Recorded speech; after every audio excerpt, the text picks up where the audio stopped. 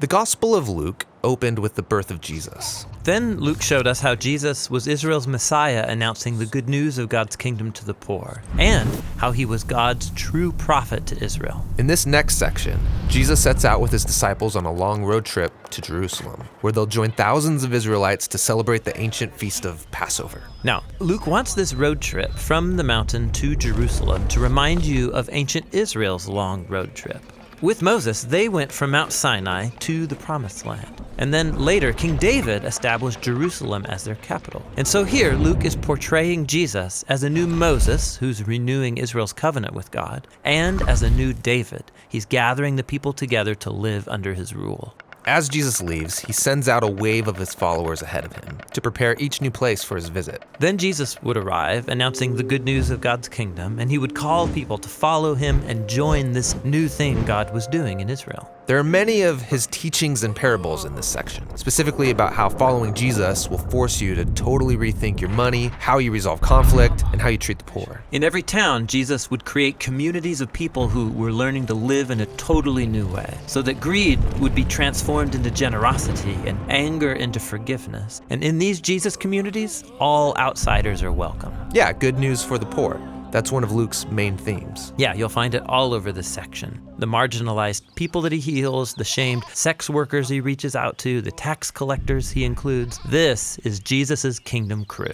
And Israel's religious leaders watch and start to criticize him. If he really is God's prophet, why is he welcoming sinners and eating with them? Yeah, this section reads like the battle of the banquets. So Jesus throws these dinner parties as a symbol of how God's kingdom is here for the sick and the poor, people who could never pay him back. Jesus also attends banquets with Israel's religious leaders. Yeah, and he lays into them for becoming an arrogant, exclusive social club. But they don't get it, and so he tells them a famous parable that goes like this. There was a father who had 2 sons. The older son is trustworthy and honors his father. And the younger son, he's a mess. He rebels and cashes in his inheritance to travel far away and blow it all on partying and being stupid. And then there's a famine in the land, and he runs out of money. So he has to scrape by taking care of somebody's pigs. And he's so hungry he wants to eat the pig slop, at which point it occurs to him, if I'm gonna be a farmhand, I might as well go home and work for my dad.